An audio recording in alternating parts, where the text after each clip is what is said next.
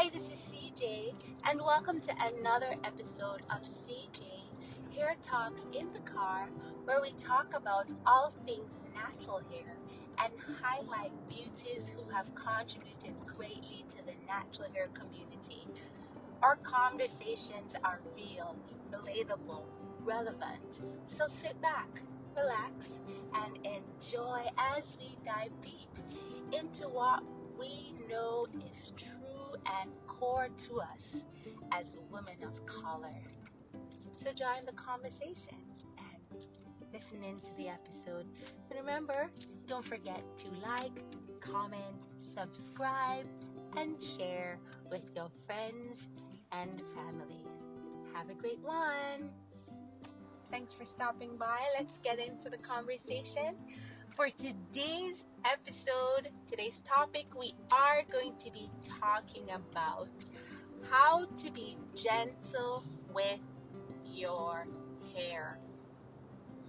And being a part of the natural hair space, I think this has been something that has been talked about and should always continue to be a conversation, because I think us as naturals need to encourage each other, and also for those who may not know, to help to teach others, because we want it to be universal that hair care is self-care, and if we choose to take care of our hair, it's just another way to say how we're taking care of ourselves, right? And I think I'm really going to have an episode that is just dedicated to talking about hair care and self-care and how it's all combined and works well together in a beautiful unity and harmony. Yeah, I'm looking forward to that.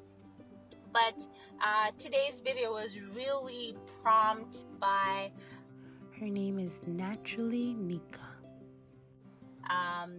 She really just kind of highlighted the importance of being gentle, especially with our hands towards our hair. And I wanted to kind of just piggyback on that and, start our conversation.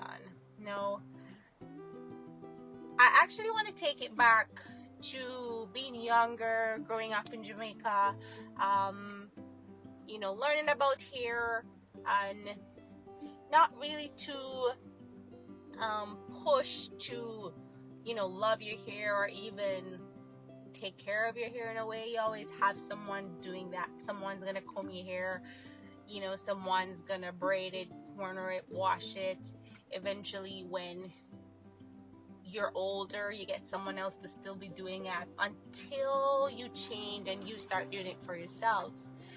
And even when you start doing it for yourself, sometimes you maybe not doing it right. And I think that was my journey. So for quite a while, I went between having someone else do my hair for many years and not really care about the process, just wanted them to get my hair done, and going to where I'm doing it but not really taking care of my hair as I should, right? So I had those phases of my natural hair journey, but it took, change of mindset, and it took ongoing practice of deciding, because it is a choice, deciding that I wanted to learn more about my hair. I wanted to start treating my hair well, and the only way to really know how to get that done or how to do that is to start having a better appreciation for my hair. And when you love and appreciate something or someone, you are going to take the time to learn more, to get to understand them or get to understand it, to find opportunities to add value to it. It's going to be more further in our thoughts and in our minds, right? So I think and I believe that was my journey and still is my journey now. So I'm more conscious about how I treat my hair, and I wanted to kind of share what I've seen others do and what I've done myself. And hopefully this conversation will just kind of spike just the thought of, you considering, have I been taking care of my hair in that way in terms of how I have been dealing with it, with my hands.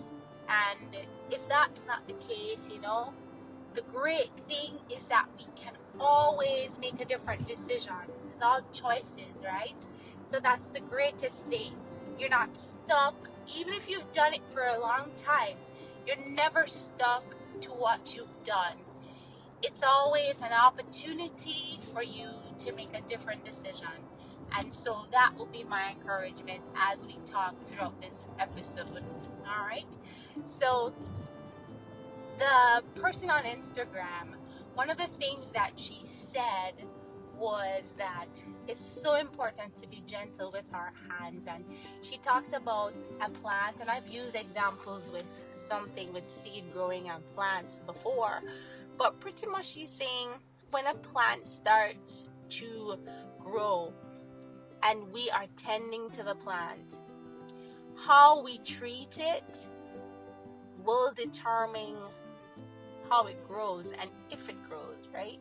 So it needs our care. So whether we're going to make sure we water the ground, that's the soil, so the actual seed is nourished to go into the soil is nourished enough for the seed to produce, and then that plant comes up.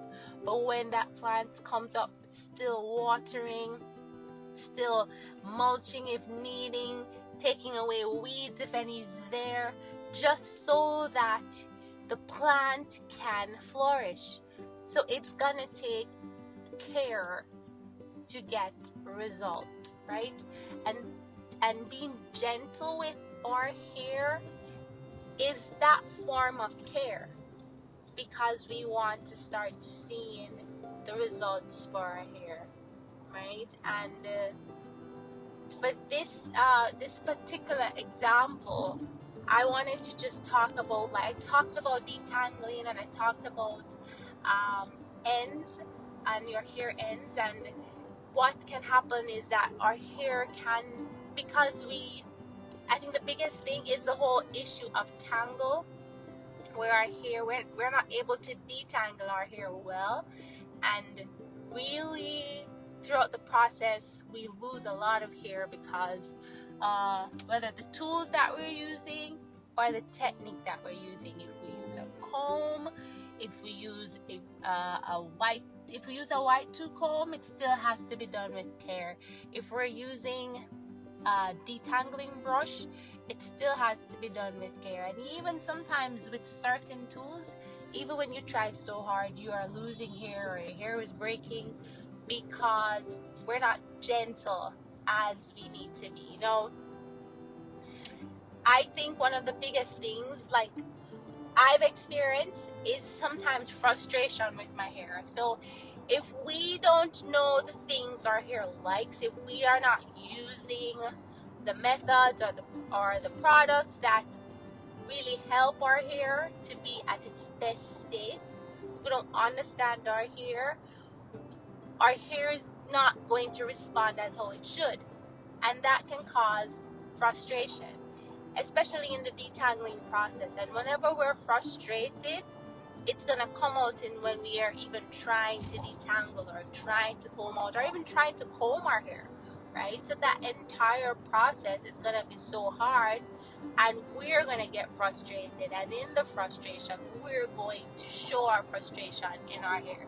So that's what the cycle happens, because you get frustrated and you do that to your hair, you continue to be frustrated, the hair still doesn't respond the way it should because you haven't found out what really works, and when you go again you continue to get frustrated, it shows in your hair, and it's just this cycle over and over again. And people get so discouraged along the way. Now, if you have not listened to my previous episode of how to stay motivated, be sure to click on that in the playlist. But it's just this cycle, right?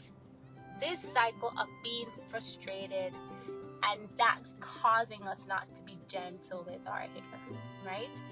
So, and it's what it can be too. Sometimes it's not us. Sometimes other people may be styling our hair and they're not gentle. I've experienced that. But did I tell them don't do that, or it's too tight, or they're too hard on my hair? I didn't say anything. And I think because I was just like, whatever. My hair is this is just what it is, and this is how it has to be because my hair is Jamaican terms a bit tough. I can't comb, I can't manage it, and this is just how it is. And so it comes out in our expression. We don't relate or respond to our hair with care or with love. And the truth is, it's not that we can't get frustrated or we don't get frustrated, or frustration moments don't come, or our hair doesn't respond the way it should. That may happen, but what it should be always is just an indicator to say, what do I need to do so that when you identify why you're frustrated, so it's saying, my hair is hard to detangle. The question, what can I do so that my hair is no longer hard to detangle, so that this process is enjoyable? There are things that we can do, right? Sometimes it may be, are you detangling on wet hair? Is your hair stretched? Have you practiced trying to stretch your hair? Do you use a light oil? What do you use to detangle? Is it a product that you can use? There is a way to find out how to deal with the problem that's causing the frustration, right? So the frustration should only be an indicator to you to say, identify what the issue is, and now to say, how can I change this? How can I make this enjoyable? How can I make this part of my hair journey one that I like, one that I see as a great thing, and my hair is happy? I'm happy because I've found what my hair loves and I'm treating it well, and it will change. And one of the biggest things that I've really shared throughout these episodes is you have to really have a mindset change. You have to have a great love and appreciation for your hair. You have to start seeing your hair and your relationship with your hair differently, and you have to have good thoughts and awesome words, positive and great affirmations towards your hair. And it starts with having just a healthy and wholesome mindset, about your journey, celebrating your stages, and seeing each stage just an opportunity to get better.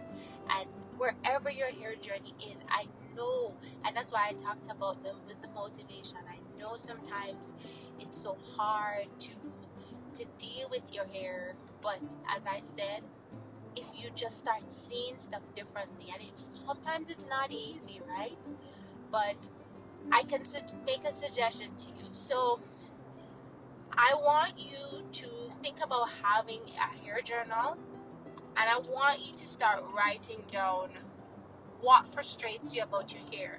So if you have an instance where you are frustrated about your hair, and you know that you probably pull on it, tug on it, you feel like it's dry, you just, you don't treat it well, and you're just upset, you just don't care, write that emotion down in your journal.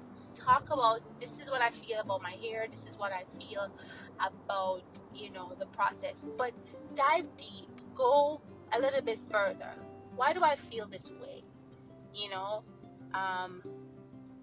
I'm frustrated about my hair. Why are you frustrated about your hair? I'm frustrated about my hair because I feel that my hair, I can't manage my hair. What is it about your hair that you can't manage? I feel like it is dry. What about it being dry that bothers you? So try your best as best as you can. Go right down till you can find the pinpoint a core, something that's core to you. Because if we don't believe that our hair can be better, then we'll never do the things that are good for our hair.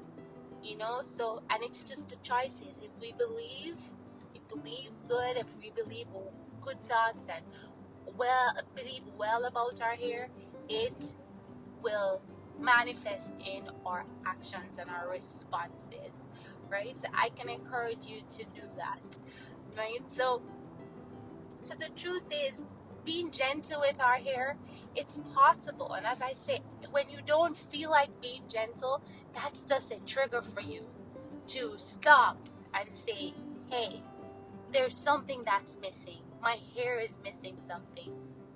How can I give my hair some love? So you're kind of moving away from being frustrated to saying, my hair is designed for something else. What can I give my hair? And how can I allow my hair to feel better? And that will change just the things that we do. So instead of acting out of the response to the frustration, we're now acting from a place of a more it's a more like you're taking action in a positive way and not focusing on the negative. All right, so that's what I'm gonna actually leave you with. In another episode, I've talked about the detangling process and how you can detangle your hair and how that works, and tips in how to detangle your hair. So you can listen to that episode as well. But I really just wanted to really talk about that it is important to be gentle, and that entire process of being gentle works along with choosing self-care, choosing to believe and accept that taking care of my hair is taking care of myself. Thanks for listening. Remember to like, comment, subscribe, and share with your family and friends. I really enjoy you taking the time I'm happy that you took the time to come listen to me, and I hope you have an amazing and wonderful day. Know that you're beautiful. You're absolutely beautiful. God's treasure. All right. I'll talk to you soon on another episode. Have a great one. Bye-bye.